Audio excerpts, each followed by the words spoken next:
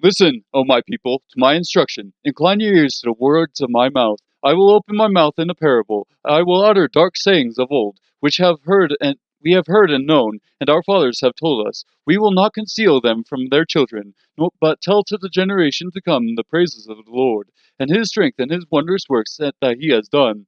For he established a testimony in Jacob and appointed a law in Israel, which he commanded our fathers that they should teach them to their children, that the generation to come might know, even the children yet to be born, that they may rise and tell them to their children, that they should put their confidence in God and not forget the works of God, but keep his commandments, and not be like their fathers, a stubborn and rebellious generation, a generation that did not prepare its heart and whose spirit was not faithful to God. The sons of Ephraim were archers equipped with bows, yet they turned back in the day of battle. They did not keep the covenant of God and refused to walk in his law. They forgot his deeds and his miracles and he had shown them. He wrought wonders before their fathers in the land of Egypt, in the field of Zoan. He delivered the sea and caused them to pass through, and he made the waters stand up like a heap. Then he led them with a cloud by day, and all the night with a light of fire. He split the rocks in the wilderness, and gave them abundant drink like the ocean depths. He brought forth streams also from the rock, and caused waters to run down like rivers.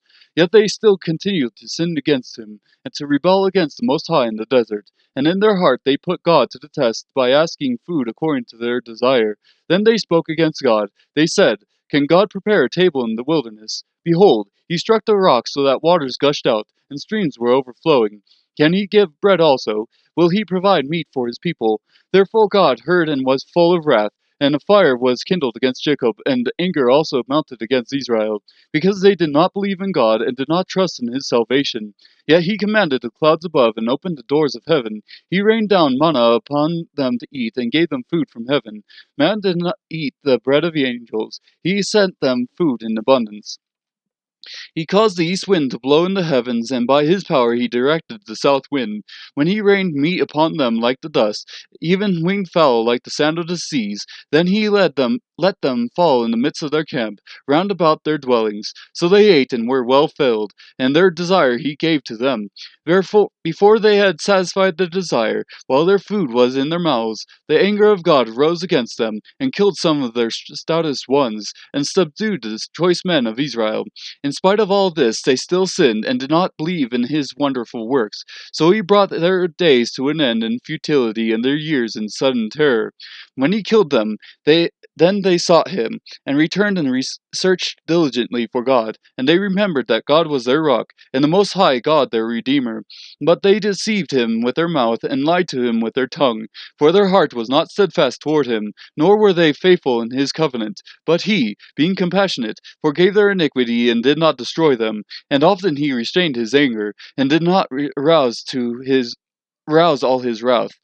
Thus he remembered that they were all but flesh, a wind that passes and does not return. How often they rebelled against him in the wilderness, and grieved him in the desert. Again and again they tempted God, and pained the Holy One of Israel. They did not remember his power, the day when he redeemed them from the adversary, when he performed his signs in Egypt and his marvels in the field of Zoan, and turned their rivers to blood, and their streams they could not drink. He sent among them swarms of flies which devoured them, and frogs which destroyed them. He gave also their crops to the grasshopper, and the product of their labor to the locust. He destroyed their vines with hailstones, and their sycamore trees with frost. He gave over their cattle also to hailstones, and their herds to bolts of lightning. He sent upon them his burning anger, fury and indignation and trouble, a band of destroying angels. He leveled a path for his anger. He did not spare their soul from death, but gave over their life to the plague, and smote all the firstborn in Egypt, the first issue of their virility in the tents of Ham, that he led forth his own people like sheep, and guided them in the wilderness like a flock. He led them safely, so that they did not fear, but the sea engulfed their enemies. So he brought them to his holy land, to this hill country which his right hand had gained. He also drove out the nations before them, and apportioned them for an inheritance by measurement, and made the tribes of Israel dwell in their tents. Yet they tempted and rebelled against the Most High God, and did not keep his testimonies, but turned back and acted treacherously like their fathers. They turned aside like a treacherous bow, for they provoked him with their high places and aroused his jealousy with their graven images. When God heard, he was filled with wrath and greatly abhorred Israel, so that he abandoned the dwelling place at Shiloh, the tent which he had pitched among men, and gave up his strength to captivity and his glory into the hand of the adversary. He also delivered his people to the sword, and was filled with wrath at his inheritance.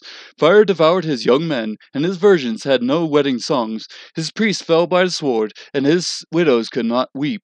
Then the Lord awoke as if from sleep, like a warrior overcome by wine. He drove his adversaries backward. He put on them an everlasting reproach. He also rejected the tent of Joseph, and did not choose the tribe of Ephraim, but chose the tribe of Judah, Mount Zion, which he loved. And he built his sanctuary like the heights, like the earth which he has founded forever.